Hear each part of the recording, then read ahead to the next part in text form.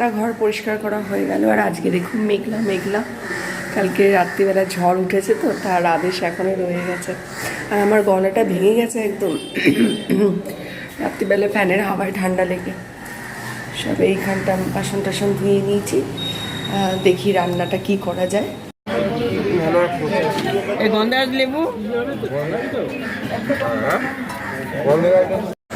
তো চলে এলাম আজকে বাজারে আমাদের পাড়ার, সেখান থেকে একটুখানি পেঁপে নিলাম, একটু ঢ্যাঁড়স, কাঁচা লঙ্কা নেওয়া হলো আর কি।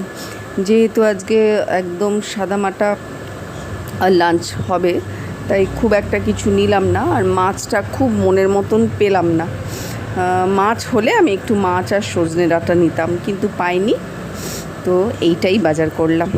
গুড মর্নিং সবাইকে, সুপ্রভাত। আজকে 17ই মার্চ আর আজকে হচ্ছে রবিবার। আর এখন বাজে হচ্ছে ঠিক 9টা 10 হবে। উঠেছি ওই 7টা 20, আর একটু ঘুমোলে ভালো হতো, কিন্তু ঘুম ভেঙে গেল।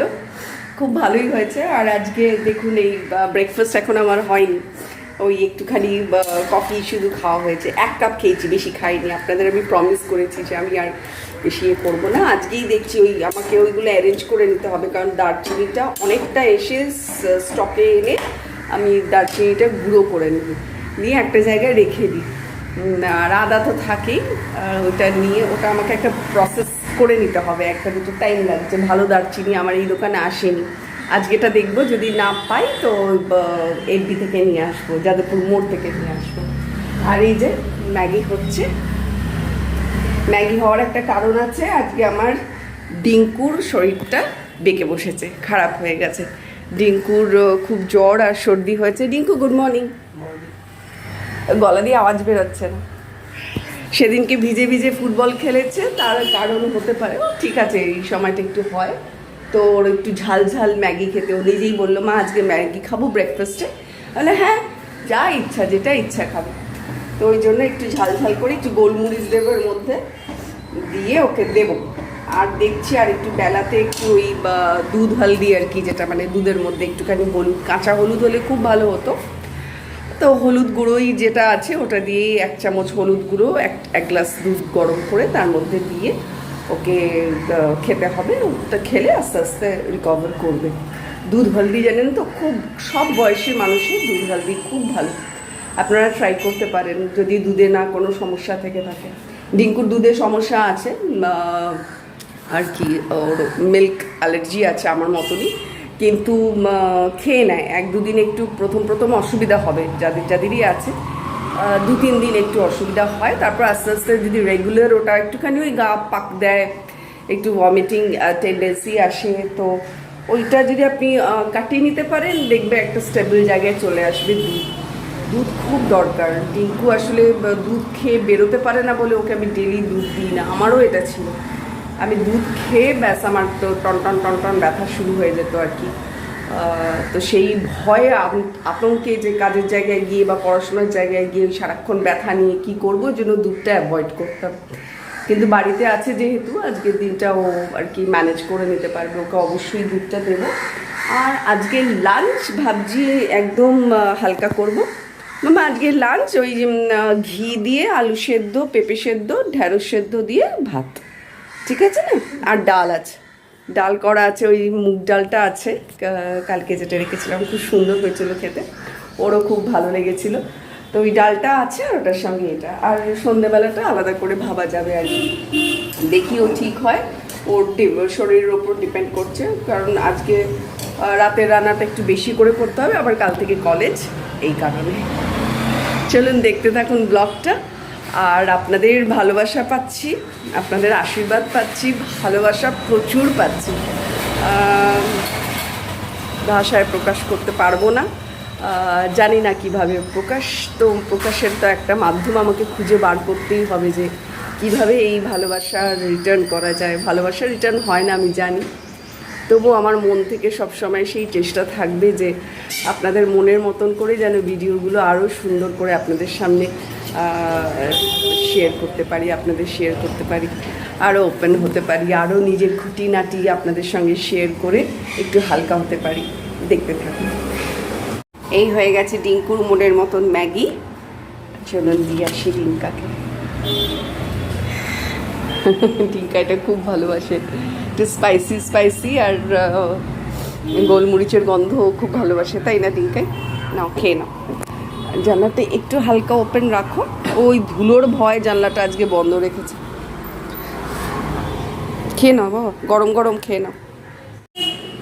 ডিঙ্কুর সর্দির জন্য একটু খেজুর, একটু কিশমিশ দিয়ে দিলাম, আর এই যে দুধ হলুদ করে নিয়েছি।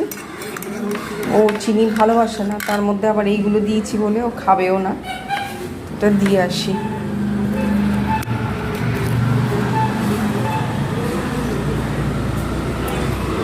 ডিঙ্গাটা চোঁচো করে খেয়ে নাও। দিয়ে একটু শরীরটা গরম গরম করবে, তখন স্নান করে নেবে, ঠিক আছে? ঘরটা গুছিয়ে স্নান করে নেবে। এখন বাজে 1:15, খাবার নিয়ে বসে পড়লাম। এটাই সবচেয়ে সুস্বাদু খাওয়া এখন। আর ওই কালকের একটু ডাল ছিল, ডিঙ্কাকে আগেই দিয়ে দিয়েছি, ওর খাওয়া হয়ে গেছে। আর আমি একটু ওই ভিডিও এডিটটা করছিলাম, তারপর স্নান করে পুজো দিলাম আর কি। পুজো দিয়ে এইবার খেতে বসেছি। ঘি নিয়েছি, পেঁপে সেদ্ধ, আলু সেদ্ধ, আর ওদিকে ডাল, আর একটা কাঁচা লঙ্কা তো অবশ্যই দরকার। চলুন খেয়ে নেওয়া যাক। আজকে রাতে ডিনারে একটা অভিনব জিনিস ট্রাই করছি। এটা আপনারা হয়তো হোটেল, রেস্টুরেন্ট বা ধাবাতে খেয়েছেন, আমিও খেয়েছি, কিন্তু নিজে বানাতে চেয়েছিলাম বা আগেও বানিয়েছি হয়তো, কিন্তু সেরকমভাবে হয়নি। তো আজকে ওয়াইটি মানে ইউটিউবে আমাদের সেলিব্রিটি শেফ, যার নাম হচ্ছে অতনু রান্নাঘর চ্যানেলের নাম, সেইখান থেকে একটা আমি রেসিপি চুজ করলাম, ধাবা স্টাইল চিকেন। তো সেইটা আজকে করছি। চলুন তাহলে রান্নাঘরে যাই। প্রথমে লেবু দিচ্ছি, নুনটা পরে দেব,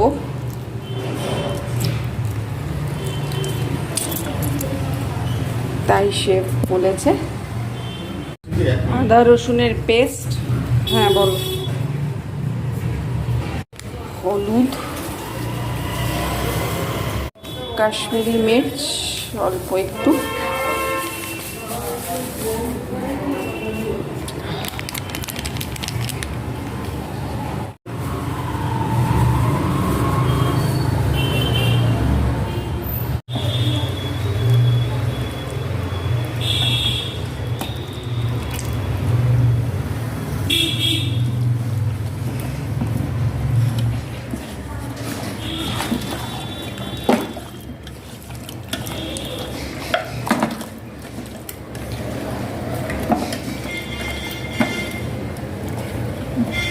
ম্যারিনেশন করতে হবে 1/2 ঘন্টা, শেফ তাই বলেছে। তো ওটা ম্যারিনেশনে দিয়ে রেখেছি। এখন একটু বসবো, বসে একটুখানি ভিডিওগুলো দেখবো।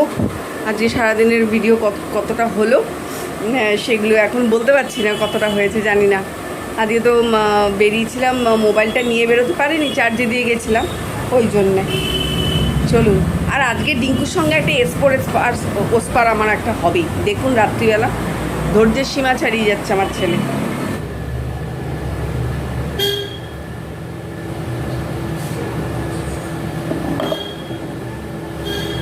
তেল গরম হয়ে গেছে, দিয়ে দিচ্ছি মৌরি, জিরে,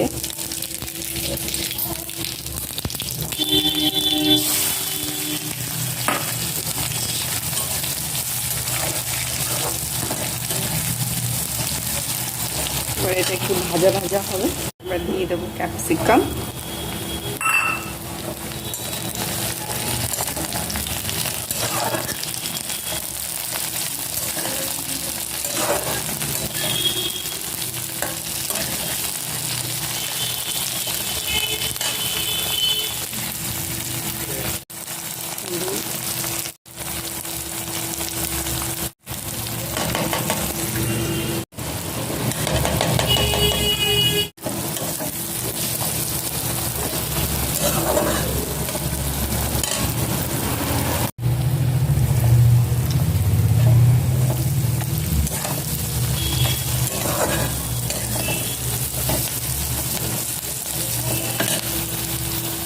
এখানে শুধু আদা রসুন পেস্টটা দিলাম না, আর একবার, আর এই যে টমেটোর বদলে টমেটো কেচাপ দিচ্ছি, এই দুটোই যা আমার চেঞ্জ হয়েছে।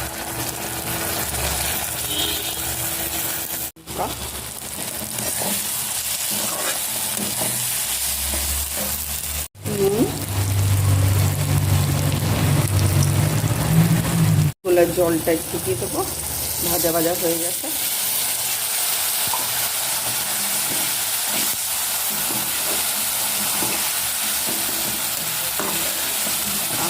সুন্দর গন্ধ আসছে।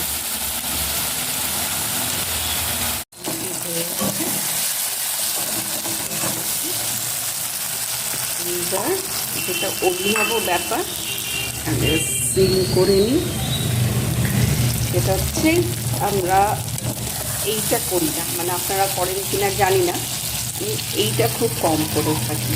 এই যে এই গ্রাইন্ডিংটাই বোধ হয় মেন।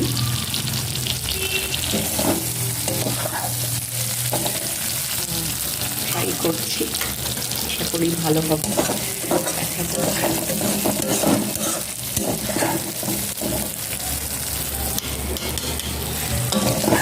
আপনারাও ট্রাই করবেন, প্রচুর প্রচুর রান্না আছে, আপনারা নিশ্চয়ই সবাই চিনবেন, আর না চিনলে আমার ডেসক্রিপশন বক্সে দিয়ে দিচ্ছি লিঙ্ক, দেখে নেবেন। হয়ে গেছে, এটাকে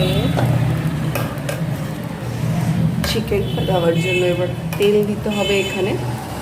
আর আমি ধুলাম না, ওটার মধ্যেই আমি তেল দিয়ে দিচ্ছি।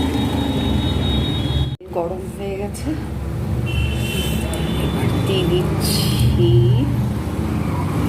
গোটা গরম মশলা। খুব জোর ফাটবে, তাই সাইডে চলে যায়।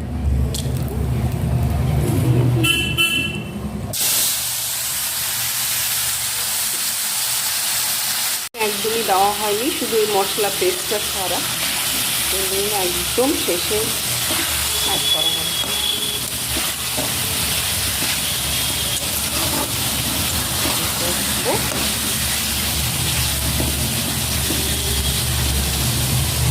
আর মশলা এরপরে জাস্ট আর একটাই আছে, দেখতে থাকুন। এখানে মাংস চিকেনটা নিয়েছি 500 মতো, আর সেই বুঝে বুঝেই ওই জন্য মশলাটা দিয়েছি। আপনারাও যখন করবেন, যতটা চিকেনের পরিমাণ সেই বুঝে বুঝে আপনারা আপনাদের মতো মশলা দিতে থাকবেন।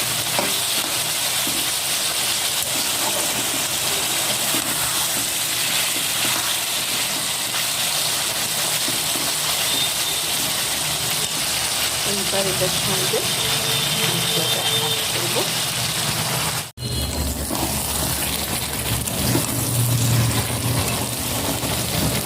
একটু কষিয়ে নিয়ে ওভেনটাকে সিল করব। আর আপনারা মনে রাখবেন যে যেই জায়গাটা আমি টমেটো কেচাপটা ইউজ করেছি, ওই জায়গাটা আপনারা টমেটো ইউজ করবেন, কারণ ওনার ভিডিওতে তাই আছে। আর পরে যখন আমি ভেজিটেবলসটা কষাচ্ছিলাম, তখন ওখানে আরেকটু আদা রসুন পেস্টের দরকার ছিল, যেটা আমি দিইনি, ওটা আপনারা অ্যাড করবেন। 5 থেকে 7 মিনিট, আমার 5 মিনিট হয়েছে। তেলটা ছাড়ছে ভালোই, কিন্তু আমাকে দেখতে হবে মাংসটা সেদ্ধ হয়েছে।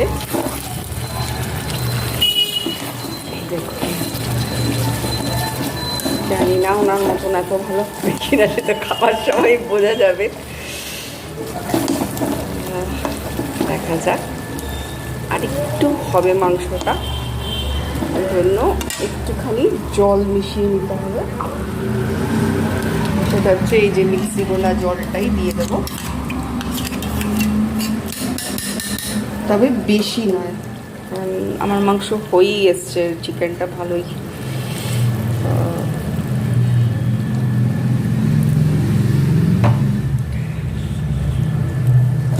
এবার এক্ষেত্রে একটু হাইতে রাখবো।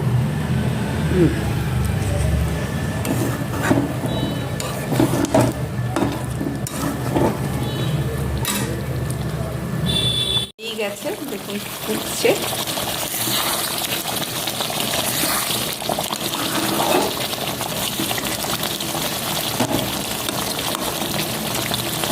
মাংসটাও সেদ্ধ হয়ে গেছে, এবার শুধু আমাকে গোলমরিচ অ্যাড করতে হবে।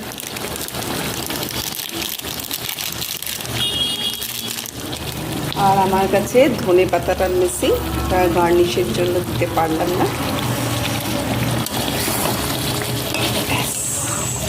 Dhaba style chicken ready.